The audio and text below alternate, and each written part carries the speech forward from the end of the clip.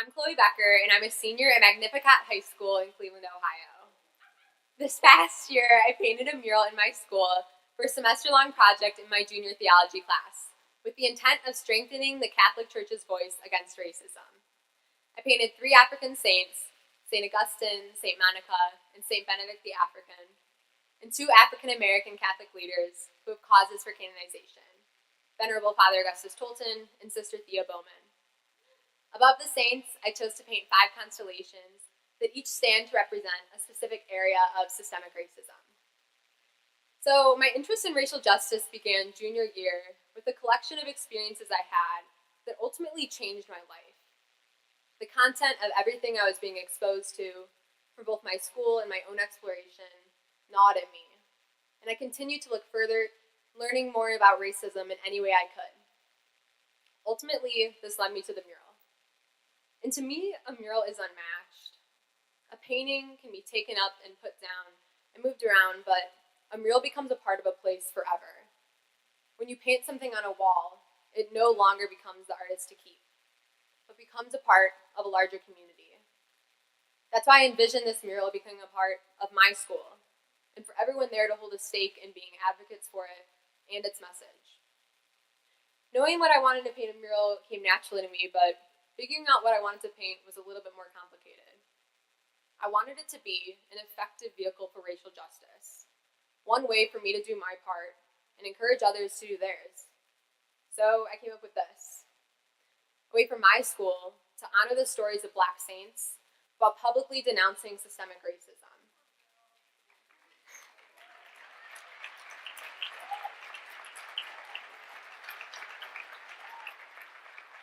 As a Catholic, I feel a responsibility to stretch racial justice as a crucial aspect of living out Catholic social teaching, especially since the USCCB recently released Open Wide Our Hearts, the pastoral letter against racism.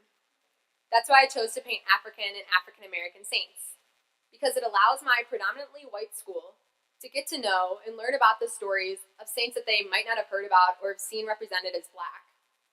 It also allowed me to truthfully call out the Church's lack of representation of Black saints in her history.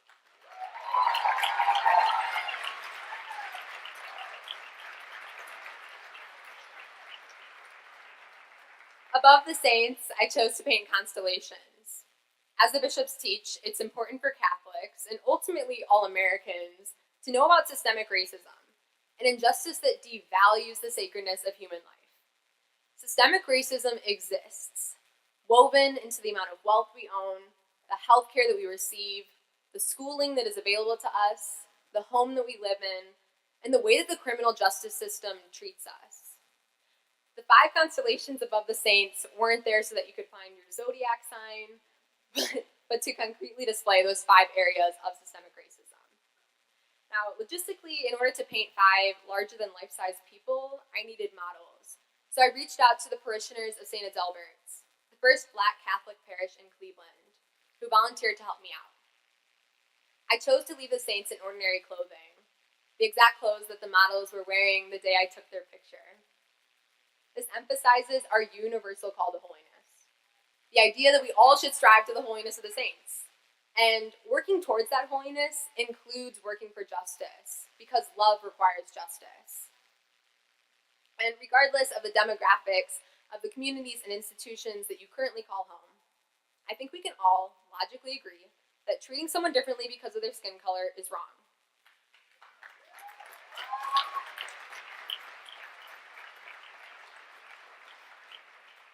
We need to apply this truth to our society as a whole, to our institutions, our media, the way we talk, think, and interact. At the bare minimum, we only need to do small things in order to do our part, even though I know that those simple things aren't always simple to do. Ultimately, opportunities will present themselves to us in our daily lives that will make us stop and question whether we should let the moment pass us by or speak up. My challenge for myself and for us all is to lift our voices and speak up. And I guess speaking up is what I'm trying my best to do right now. And to address the elephant in the room, I'm white. To all the other white people here, we can't say that this doesn't affect us directly, or that we don't have a responsibility to do racial justice work.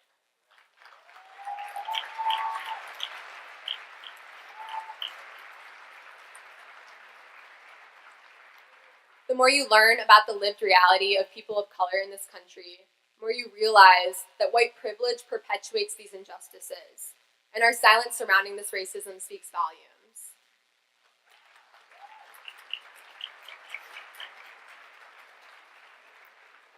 One of the most valuable lessons I've learned through all of this is to lean into the discomfort.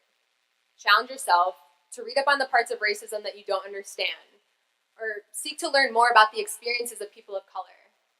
Education and action. We cannot resolve the larger problems at hand simply by being nice and doing what's comfortable, because things will stay as they are, and what they are is far from just. I really think it's so powerful that all of us here have come from different areas of the world with varying experiences and walks of life, and are gathering with a common purpose to strive for justice. We can't go back unchanged, and without the desire to do something different in ourselves and our institutions. Our next steps, no matter how small, are to walk into uncharted ground and lean into the discomfort. I hope that the powerful lives of these saints fill you with passion as you respond to your call to holiness by loving the world through your justice. And finally, to honor the prophetic wisdom of one of the saints I painted, I'd like to share my favorite quote from Sister Thea Bowman. When Jesus is among us, to work among us miracles of transformation and miracles of love, there is no neutral ground. Neutral ground becomes loving ground becomes holy ground becomes kingdom ground. We are the children of the cosmos, the children of the universe. Jesus is among us, working among us. There is no neutral ground.